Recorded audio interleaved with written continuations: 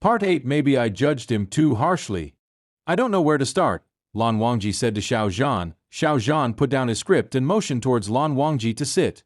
Then start at the beginning. Were you bullied as a child? Yes. Tell me about it.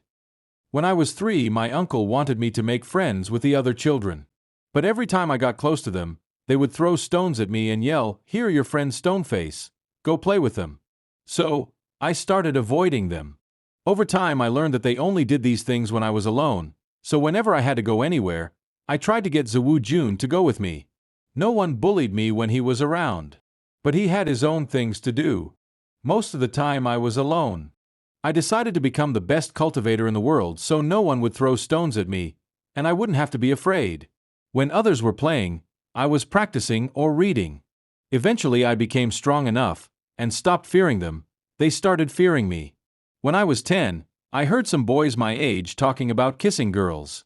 I never wanted to kiss a girl, but I was curious about what it would be like to kiss another boy.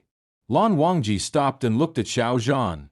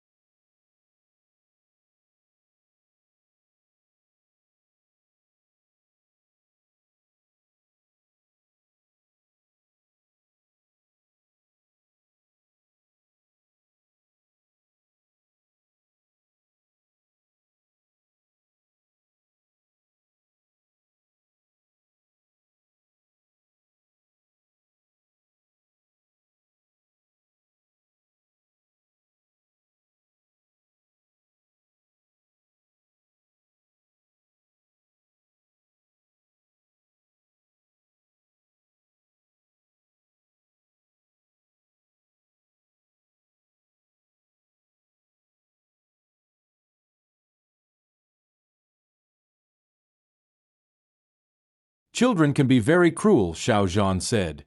I said, why kiss a girl? Why not kiss another boy? Lan Wangji's voice broke. He sat there for a few minutes to compose himself. They called me an abomination and beat me up.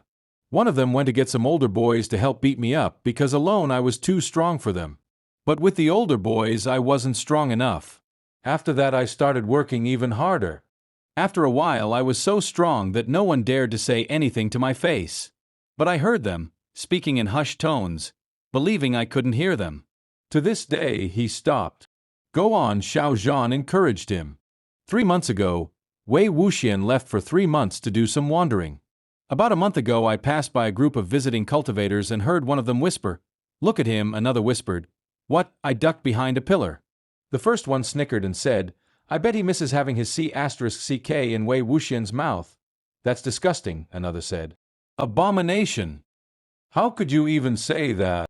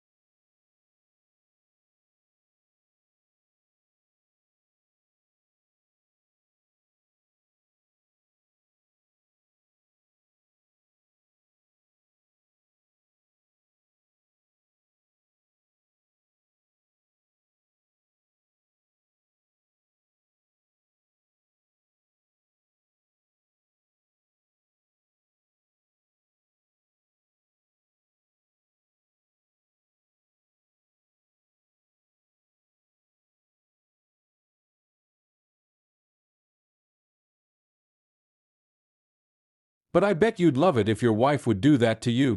"That's different. That would be amazing. I heard there's a whore in town who will do it." "Really?" By then they had moved too far away to hear anything else. Lan Wangji looked at Xiao Zhan. There were tears in Xiao Zhan's eyes.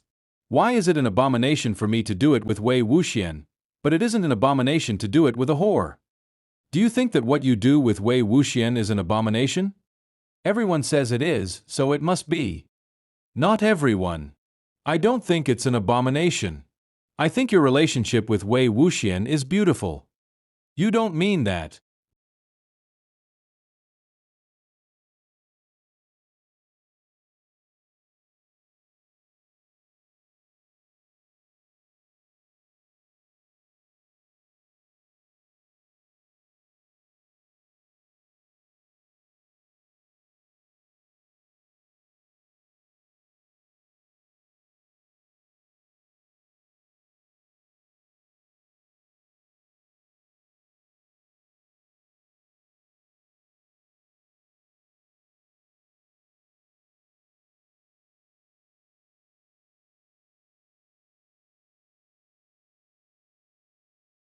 Of course I do.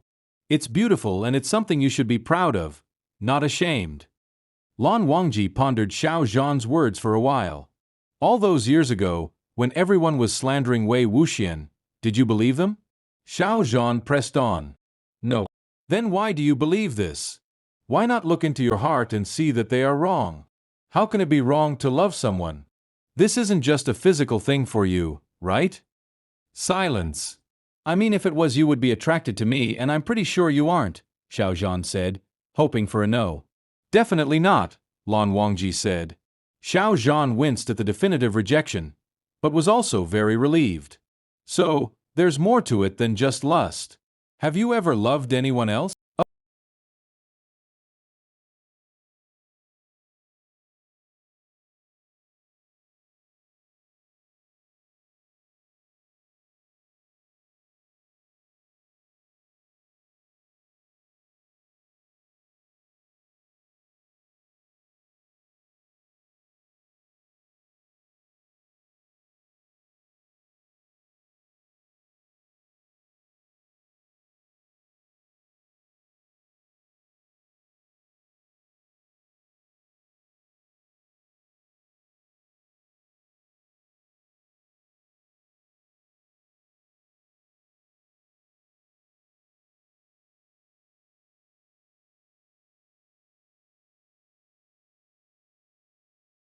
No.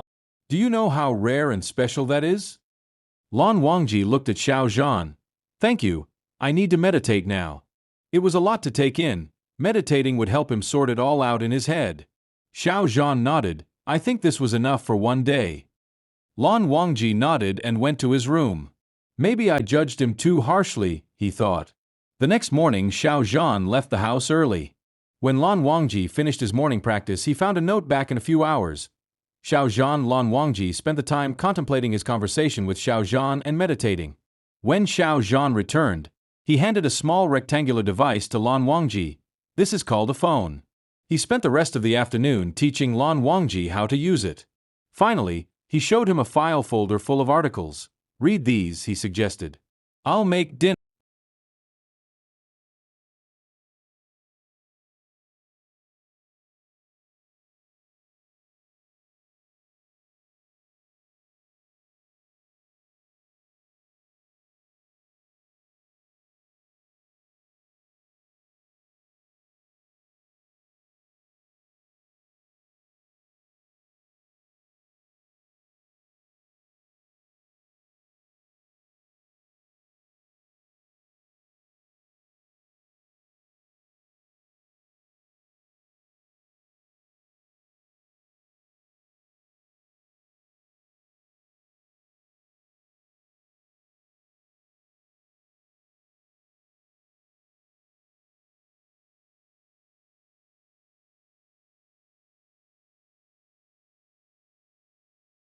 The files in the folder contained life-changing information for Lan Wangji. They were about gay love. As Lan Wangji read the articles, tears rolled down his cheeks. He wasn't the only one, and loving another man wasn't a bad thing. He never went to dinner. He sat and read the articles repeatedly until he fell asleep.